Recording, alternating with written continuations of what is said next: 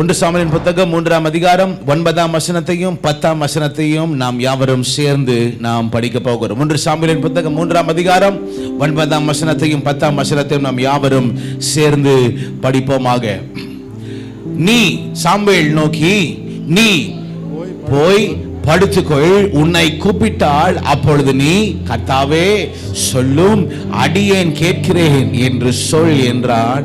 Samuel போய் தன்னுடைய ஸ்தானத்திலே படுத்து கொண்டான். 10வது வசனம் யாவரும் சேர்ந்து, அப்பொழுது கர்த்தர் வந்து நின்று முன் போல சாமுவேலே சாமுவேலே என்று கூப்பிட்டார். அதற்கு சாமுவேல் சொல்லும், அடியேன் கேட்கிறேன் என்றான். முதலாவது பிரசங்கத்திலே நாம் சாமுவேல் பிறந்தான் என்று நாம் அறிந்தோம். இந்த இரண்டாவது பிரசங்கத்துல சாமுவேல் என்னும் பிள்ளை ஆண்டான். எழுதிங்க பார்க்கலாம். சாமுவேல் என்னும் பிள்ளை ஆண்டான். சாமுவேல் என்னும் பிள்ளை ஆண்டான். இந்த சாமுவேல் தீர்க்கதரிசி நீங்க பாத்தீங்கன்னா, இந்த தீர்க்கதரிசியாய் வருவதற்கு முன்பதாக இந்த சாமுவேல் அவர் நியாயாதிபதிகள் மொத்த 12 பேர் இருந்தாங்க. நியாயாதிபதிகள் புத்தகத்தில் பார்த்தீங்கன்னா மொத்த 12 பேர் இருந்தாங்க. ஒத்தினியேல், ஏகூத், ஷாமார், தெபோரா, கிதியோன், தோலா, யெப்தா, சிம்சோன் வரைக்கும் அவர்கள் இருந்தார்கள். அந்த நேரத்தில் தான் இப்படி நாட்கள் சற்று வித்தியாசமாக இருந்த நேரத்தில், எல்லாமே சற்று தடுமாறி கொண்டிருக்கிற நேரத்தில் தான் ஏலி அவர்கள் தேவனுடைய ஆலயத்தில் கர்த்தருடைய ஆசாரியனா இருந்த நேரத்தில் தான் இப்படிப்பட்டதான ஒரு ஒரு ஒரு பாக்கியத்தை கர்த்தர் அன்னாளுக்கு கொடுக்கிறார். அப்பொழுது அன்னாள் குழந்தையை பெற்றெடுத்தாள். குழந்தையை பெற்றெடுத்த பின்பு 1ஆம் அதிகாரம் 29ஆம் வசனம், 1ஆம் அதிகாரம் 29ஆம் வசனம் சொல்லப்படுகிறது, பால் மறக்க பண்ணின பின்பு அவனை கூட்டிக் கொண்டு எங்க வந்தாங்களா? எங்க வந்தாங்களா? தேவ ஆலயத்திற்கு போனாள். வேதம் சொல்லப்பட்டிருக்கிறது, குழந்தைய பால் மறக்க பண்ணி எங்க? தேவனுடைய ஆலயத்திற்கு. ஏன் தேவனுடைய ஆலயத்திற்கு அப்படி கொண்டு போய் விடணும்? ஏன்? அடுத்த வசனம் 27வது வசனம், 28வது வசனம், 1 சாமுவேல் புத்தகம் 1ஆம் அதிகாரம், அவன் உயிரோடு இருக்கும் சகல நாளும் அவனை கர்த்தருக்கு ஒப்பு கொடுக்கிறேன் என்று தேவனிடத்திலே அவள் என்ன செய்தாள்னா, ஒரு பொருத்தனை பண்ணினாள். இந்த சாமுவேல் என்னும் இந்த சின்ன பையன் பைபிள்ல போட்டிருக்கு இருந்த நாட்கள் நீங்க கவனிச்சீங்கன்னா ரொம்ப முக்கியமான. எந்த நாட்கள்ல கர்த்தர் சாமுவேலோட வந்து பேசினார்? சாமுவேலே சாமுவேலேன்னு கர்த்தர் சாமுவேல் கிட்ட சொல்றாருல, எப்ப சொன்னார் தெரியுமா? சும்மா வந்து சொல்லல. சிம்சோன் அவன் மரித்த பின்பு, சிம்சோன் என்கிற கடைசி நியாயாதிபதி மரித்த பின்பு 20 வருட காலம். எத்தனை வருஷ காலம்? 20 வருஷ காலம் அந்த தேசத்துல சரியாய் நடத்துவதற்கு யாருமே இல்லை. 1 நியாயாதிபதிகளின் புத்தகம் கடைசி அதிகாரம் கடைசி வசனம் படிக்கும்படி கேட்டுக்கொள்கிறேன். நியாயாதிபதிகளின் புத்தகம் 21ஆம் அதிகாரம் 25வது வசனம். நியாயாதிபதிகள் 21, 25. அந்நாட்களிலே இஸ்ரவேலில் ராஜா இல்லை, அவன் தன் பார்வைக்கு சரி போனபடி செய்து வந்தான். சரி போனபடி. நான் ஒண்ணே கேட்கிறேன், ஒரு ரூல்ஸ் ரெகுலேஷன் இல்லாம ஒரு நாட்டை நடத்தினா எப்படி இருக்கும்?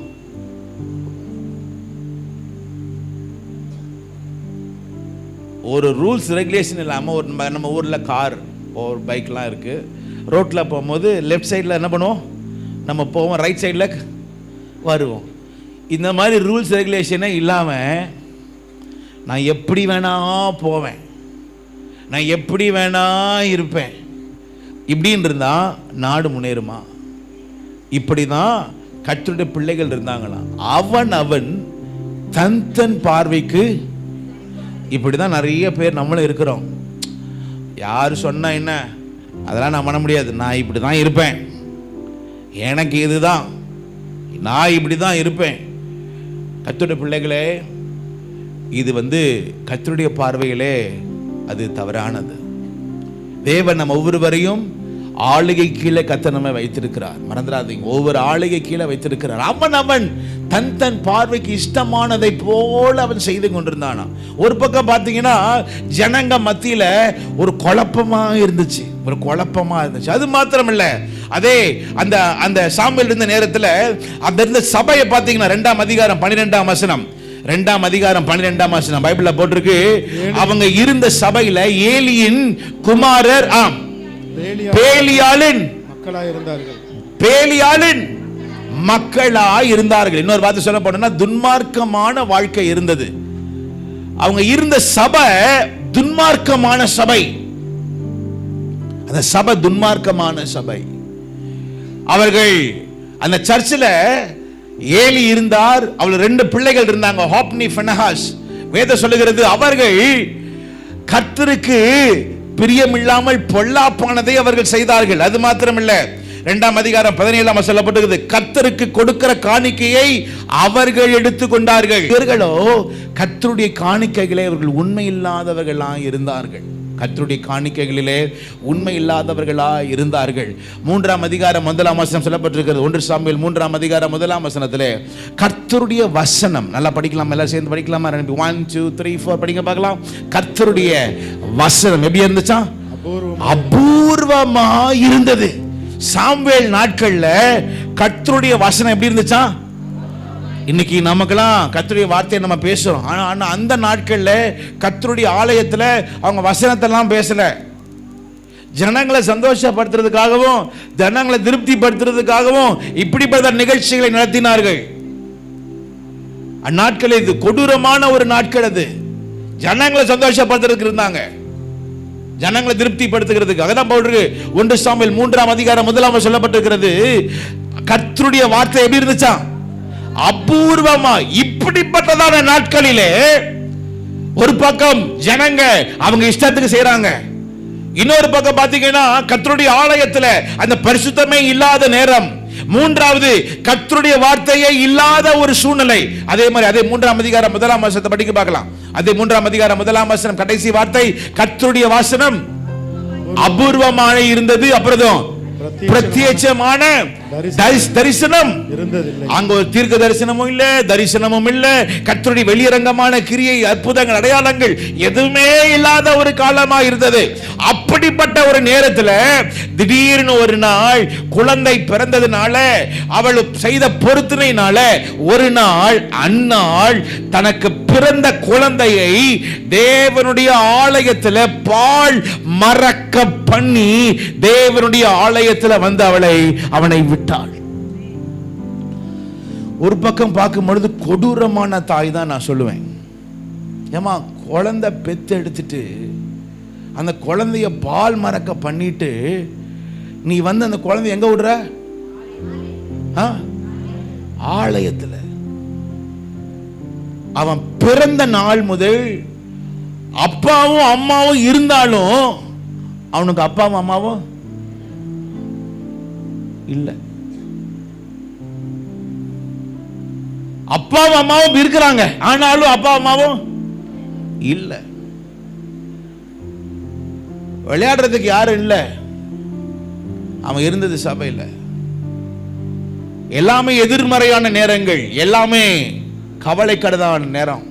அந்த நேரத்தில் தான் சாமுவேல், இந்த சின்ன பையன் சாமுவேல், நல்லா கேட்டுங்க, இந்த சிறு பிள்ளை சாமுவேல் எப்படி வளர்ந்தான் என்று நாம் அறிந்து கொள்ள வேண்டும். 2ஆம் அதிகாரம் 18ஆம் வசனம்.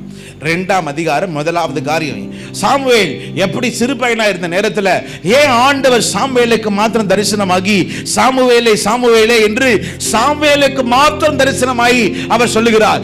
ஏன் அந்நாட்களிலே பிரத்யேகமான தரிசனம் இல்லாத நேரத்தில் சாமுவேல் இடத்துல வந்து கர்த்தர் பேச முடியுது என்றால் அதற்கு சில காரணங்கள் இருந்தது. 2ஆம் அதிகாரம் 18ஆம் சொல்லப்பட்டிருக்கிறது. சாமுவேல் படிங்க பார்க்கலாம். சாமுவேல் என்னும் பிள்ளையாண்டான், சணல் நூல் ஏபோத்தை தரித்தவனாய் கர்த்தருக்கு முன்பதாக, முதலாவது எழுதிக்கங்க, கர்த்தருக்கு முன்பதாக பணிவிடை செய்தான். சணல் நூல் ஏபோத்தை தரித்தவனாய் கர்த்தருக்கு அவன் பணிவிடை செய்தான். ஏன் கர்த்தருக்கு பணிவிடை? கர்த்தருடைய பிள்ளைகள், சிறு பிள்ளைகளா இருக்கிற அத்தனை பேருக்குமே சொல்றேன், இன்னைக்கு நோ சில்ட்ரன்ஸ் சர்ச், அதனால எல்லா சின்ன பிள்ளைங்க தான் உட்கார்ந்து இருக்கீங்க. எல்லாரும் கேட்டுங்க,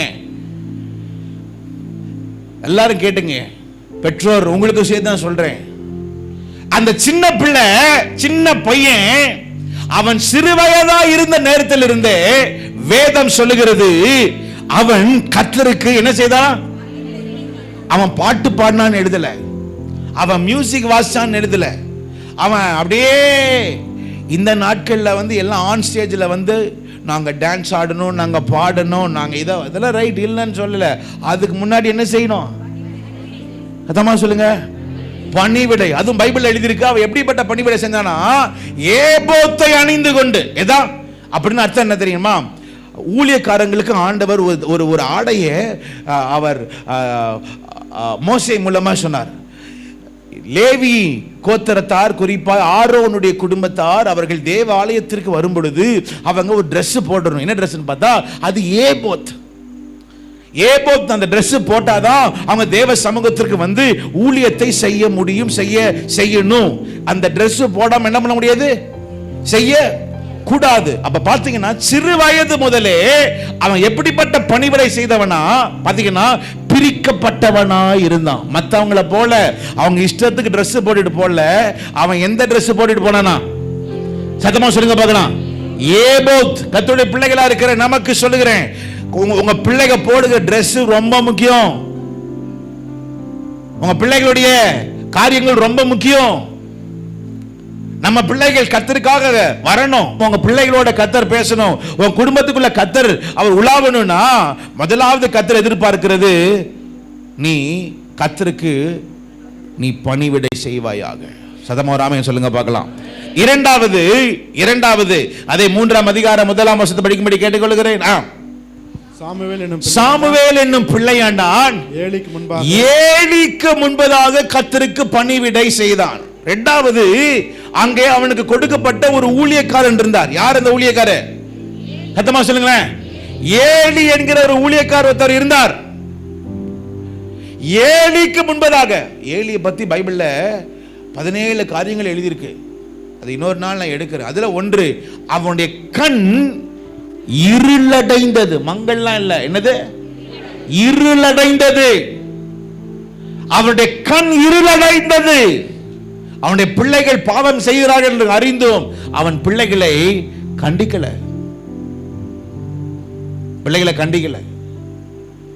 கர்த்தருடைய பெட்டி இருக்குது, ஆனா தன்னை மாத்திரம் இந்த ஏலி காத்துக்கிட்டார். தான் பாவம் செய்யாதபடி தன்னை காத்துக்கிட்டார். வயசானவர், நடக்க முடியல, கண்ணு இல்ல, வயசானவர் ஒரு சேர்ல போட்டு உட்கார்ந்துக்கிட்டாரு. இந்த வயசானவர்கிட்ட போய் ஒரு சின்ன பிள்ளையை விட்டா எப்படி இருக்கும்? எந்த டிபார்ட்மெண்ட்ல போட்டாலும் நமக்கு மேல என்ன கொடுத்திருக்கிறாங்களோ அவர்கள் கீழே கர்த்தர் நம்மை கொடுத்திருக்கிறார். தேவன் ஒரு பாதையில் நம்மளை கொண்டு போகிறார்னா அதுல கண்டிப்பா ஒரு காரியத்தை கர்த்தர் நமக்காக அவர் செய்ய வல்லவராக இருக்கிறார். அவன் ஒரு வாயும் பேசல, ஒரே வார்த்தை ஏலிக்கு அவன் பணிவிடை செய்தவனா இருக்கிறான். இங்க சபை விசுவாசிகள், சின்ன பிள்ளைங்க அத்தனை பேருமே சரி, ஊழியக்காரங்க ஒரு காரியத்தை சொன்னாங்களா, உங்களுக்கு மேல இருக்கிறவங்க ஒரு காரியத்தை சொன்னாங்கன்னா அது என்ன பண்ணுங்க? மூஞ்ச திருப்பிட்டு போயிடாதீங்க. ஆண்டவர் தான் அவர் மூஞ்ச உங்களுக்கு திருப்பினார்னா என்ன நடக்கும்? சின்ன காரியம்தான், சின்ன காரியம்தான். ஒருவேளை அது கஷ்டமா இருக்கா பாஸ்டர், இது கொஞ்சம் டஃபா இருக்கு பாஸ்டர் அப்படின்னு ஒரு வார்த்தை சொல்லுங்க. இல்லைன்னா வேற யாருக்கா, யார் சொல்றாங்களோ இது கொஞ்சம் டஃபா இருக்கு, இல்லை நான்லாம் வரமாட்டேன், ஐயோ எனக்கு இதெல்லாம் செட் ஆகாது. உங்களை செட் ஆகாதுன்னு தெரிஞ்சுதான் ஆண்டவர் உங்களை செட் பண்றதுக்கு தான் தேவன் சில காரியங்களை கொடுக்கிறார். ஒரு செங்கலும் செட் ஆகாதுன்னு சொல்லிட்டு தான் ஒரு மேஸ்திரி சிமெண்ட்டையும் மணலையும் கலந்து நடுவில் வச்சு இந்த செங்கலையும் அந்த செங்கலையும் என்ன பண்றாரு? சேர்க்கிறாரு. நம்ம வாழ்க்கையிலும் சரி, தேவன் இப்படிதான் செட் ஆகாத காரியத்தை வச்சு செட் ஆக வச்சு நம்மளை பிரமிக்கத்தக்க அதிசயமாய் கர்த்தர் நம்ம நடத்துகிறவர். சத்தமா சொல்லுங்க பார்க்கலாமே. இரண்டாவது, இந்த சாமுவேல் ஏலிக்கு முன்பதாக என்ன பண்ணானா? பணிவிடை செய்தானா. 3ஆம் அதிகாரம் 15ஆம் வசனம். மூன்றாவது, சாமுவேல் விடியற் காலம் மட்டும் படுத்திருந்து அவன் விடியற் காலம் மட்டும் படுத்திருந்து. நல்லா கேட்டுக்குங்க, சாமுவேல், எல்லா பெற்றோர்கள் நல்லா கேட்டுக்குங்க, எல்லா பெற்றோர் நல்லா கேட்டுக்குங்க. விடியற் காலம் மட்டும் படுத்திருந்து கர்த்தருடைய ஆலயத்தின் கதவுகளை யாரு? உங்க வீட்டுல கதவை யார் திறக்கிறது? என் வீட்டுல கதவை யார் திறக்கிறது?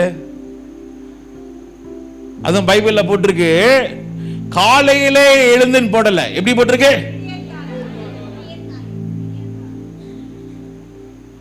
எப்படி போட்டிருக்கு? விடியற் காலையில. அவன் சின்ன வயசா இருந்தாலும் அவனுக்கு ஒரு வழியே இல்லை. சூரியன் உதிக்கும் பொழுது ஒரு 10 minutes, 15 minutes, 20 minutes, 30 minutes, 1 minutes கிடையாது. அங்க சூரியன் வந்துச்சுன்னா நீ இப்ப என்ன பண்ணணும்? இப்ப கதவை திறக்கணும், இப்ப கதவை திறக்கணும். அதுல வார்த்தை போட்டிருக்கு, விடியற் காலையிலே. ஒரு சின்ன பிள்ளை, 1 வயசு 2 வயசு சின்ன பிள்ளை விடியற் காலையிலேயே எழுந்திருக்கிறதுக்கு வேண்டிய ஒரு காலகட்டாயம் அந்த பிள்ளைக்கு இருந்தது. நம்முடைய வாழ்க்கையில சில வேளையில சில காரியங்களை கர்த்தர் அனுமதிப்பார். பண்ணிதான். இதே வீட்டில் இருந்தா பண்ண முடியுமா? அம்மா விடுவாங்க, ஆனா வேற வழி இல்லை, பண்ணிதான் ஆகணும். விடியற் காலையிலே எழுந்து அந்த பைபிள்ல சர்ச்சில் கதவை திறக்கிறதுக்கு கூட பைபிள் என்ன பண்ணிருக்கு? எழுதியிருக்கு. சர்ச்சில் கதவை திறக்கிறது கூட எழுதியிருக்கு. விடியற் காலையிலே அவன் எழுந்து கதவை திறந்து,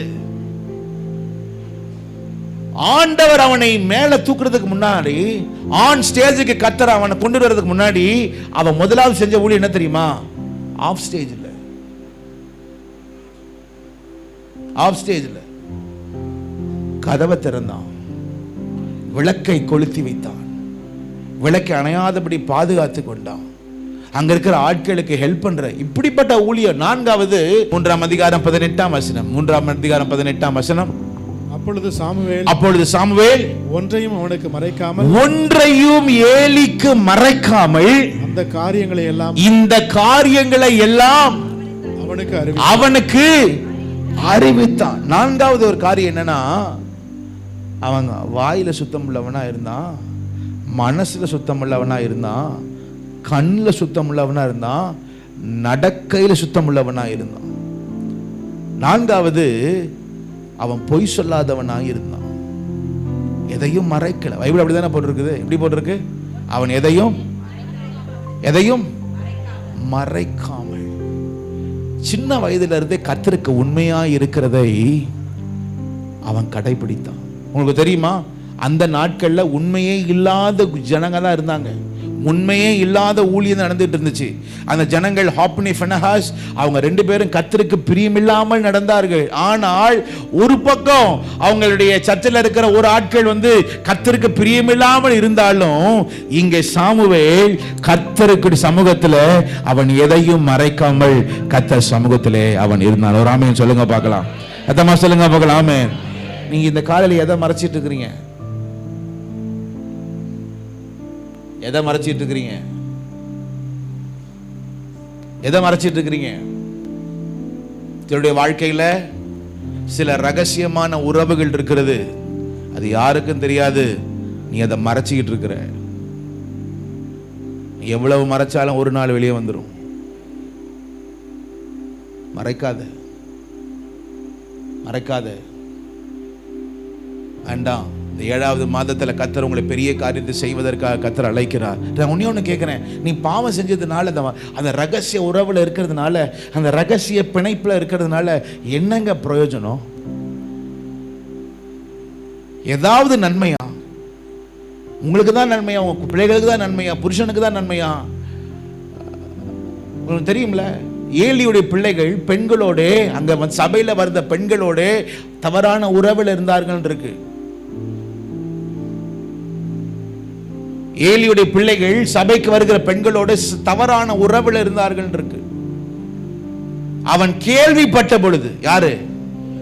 ஏலி அதை கேள்விப்பட்ட பொழுதும் அவங்க பிள்ளைகளை ரொம்ப அதிகமா என்ன பண்ணலன்னா திட்டல. அந்த பசங்களுக்கு அப்படியே இருக்கிறது தான் பிடிச்சிருக்கு. அப்படியே ரகசியமா மறைஞ்சு அப்படியே ஒரு மறைவான வாழ்க்கையில் இருக்கிறதே பிடிச்சிருச்சு. ஒரு நாள் பைபிள்ல போட்டிருக்கு, பேர் இல்லாத ஒரு தீர்க்கதரிசி வந்தா, இன்றோட நான் உன்னை கேட்கிறேன், நேரம் இல்லை, தேவன் ஒன்று சொன்னார்னா அதை என்ன பண்ணுவாரு? உன்னை ஆசீர்வதிப்பேன்னு சொன்னார்னா அது சாபமா மாறிடுமா?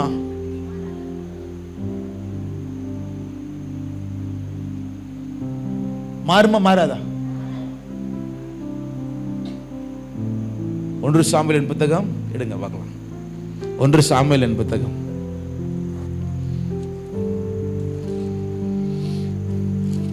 2ஆம் அதிகாரம்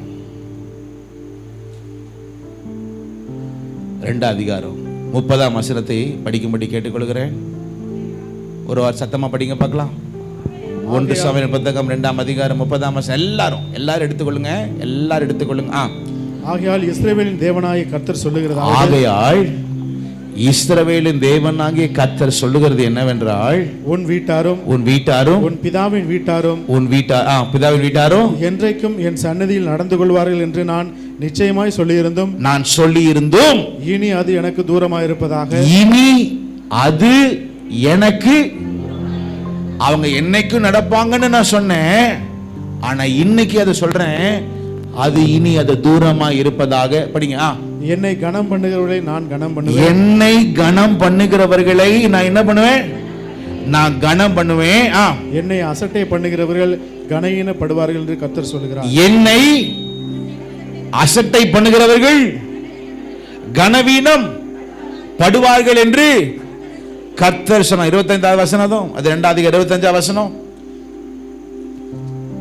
மனுஷனுக்கு விரோதமாக மனுஷன் பாவம் செய்தால், நியாயாதிபதிகள் அதை தீர்ப்பார்கள். ஒருவன் கர்த்தருக்கு விரோதமாக பாவம் செய்வான், ஒருவன் கர்த்தருக்கே விரோதமாக பாவம் செய்வான் என்றால் அவனுக்காக விண்ணப்பம் செய்யத்தக்கவன் யார் என்றான். அவனுக்காக விண்ணப்பம் செய்யத்தக்கவன் யார்? பாவத்துக்கு அவ்வளவு பெரிய ஒரு கொடூரம் இருக்கிறது. திரும்ப சொல்றேன், நீ எதையும் மறைக்காத. ஒரே சபையில ஒரு பையன் இருந்தா சாமுவேல், அவன் மறைக்கல. இன்னொரு பக்கம் ஹாப்னி ஃபினஹாஸ் அவர்கள் மறைத்தார்கள். வாலிப தம்பிமார்கள், வாலிப தங்கச்சிமார்கள், உங்களிடத்தில் நான் தயவாய் கேட்டுக்கிறேன், தாய் தகப்பனாருக்கு மனமடிவை கொண்டு வந்துடாதீங்க, தலைக்கணிவை கொண்டு வந்துடாதீங்க.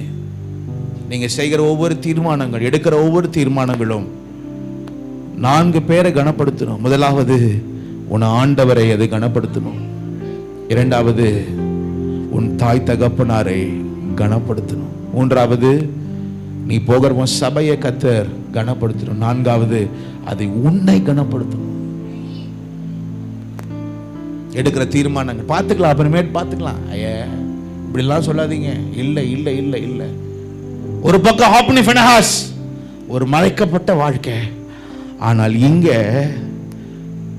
இங்க சாமுவேல் தன் இருதயத்தில் எது என்ன பண்ணல, அவன் மறைக்கல. 5வது கடைசியாய் 1 சாமுவேலின் புத்தகம் 2ஆம் அதிகாரம் 26வது வசனத்தை படிக்கும்படி கேட்டுக்கொள்கிறேன். சாமுவேல் என்னும் பிள்ளையாண்டான். எல்லாரும் சேர்ந்து படிங்க பார்க்கலாம். சிறு பிள்ளைகள், பெரியவர்கள் அத்தனை பேர் சத்தத்தை உயர்த்தி 2ஆம் அதிகாரம் 26ஆம் வசனம் படிங்க பார்க்கலாம்.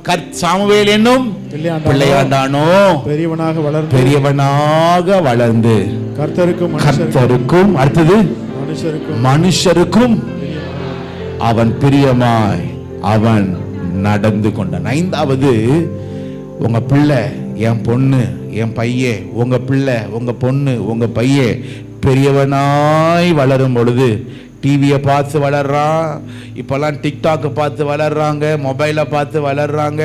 இதெல்லாம் வளர்ந்தாலும் ஒன்றை மறந்துடாதீங்க, கர்த்தருக்கு முன்பதாகவும் மனுஷருக்கு முன்பதாகவும் அவர்கள் பிரியமாய் நடந்து கொள்ள வேண்டும். ஒரு ஆமேன் சொல்லுங்க பார்க்கலாம். அத்தமா சொல்லுங்க பார்க்கலாம். ஆமேன். மனுஷனுக்கு பிரியமாய் நடப்பதற்கு நம்ம பிள்ளைகளுக்கு ஒரு வேலை தெரியலாம். ஐயோ, இவங்களை ஐஸ் வச்சா இப்படி நடக்கும், இவங்களை ஐஸ் வச்சா இப்படி நடக்கும், இவங்களை ஐஸ் வச்சா அதெல்லாம் ஒரு வேலை நடந்தாலும், ஆனால் பைபிளில் போட்டிருக்கு, முதல்ல மனுஷனுக்கு பிரியமாய் நடக்கிறதுக்கு முன்பதாக யாருக்கு பிரியமாக நடக்கணும்? சத்தமா சொல்லுங்க பார்க்கலாம். கர்த்தருக்கு எனக்கு சில காரியம் புரியவே இல்லை. நோவா கர்த்தரோடு நடந்தான்னு இருக்கா இல்லையா? அவன் நடந்தது காரணம் என்னன்னா, அவன் இருந்த நாட்கள்ல ஆதாம் அவங்க தாத்தா இருந்தாராம். தாத்தா சொன்ன காரியத்தெல்லாம் நோவா கேட்டிருக்கலாம். எப்பா, நான் தோட்டத்தில் இருந்தேன், தேவன் சத்தத்தை என்ன பண்ண, தேவ சத்தத்தை மாத்திரம், தேவன் உலாவுகிற சத்தத்தெல்லாம் நான் கேட்டேன், ஆண்டு இப்படிலாம் சொன்னார். இதெல்லாம் கேட்டு அவன் இருதயம் அப்படி பக்குவப்பட்டுச்சு. எப்படி பக்குவப்பட்டுச்சு? கர்த்தரோடு நடக்க ஒரு ஆள் இருந்தாங்க, கற்றுக்கொண்டான். ஆனா சாமுவேலுக்கு யாருமே இல்ல. இல்லாத போதும் தன் வாழ்க்கையில அப்பாவும் அம்மாவும் கிடையாது, அண்ணனும் தம்பி தங்கச்சி யாருமே கிடையாது. ஒரு அனாதையை போல சாமுவேல் நடந்தாலும் தன் வாழ்க்கையில இந்த காரியத்தை வைத்துக் கொண்டான். என்னது? நான் கர்த்தருக்கும் மனுஷனுக்கும் நான் பிரியமாய் நடக்க வேண்டும்.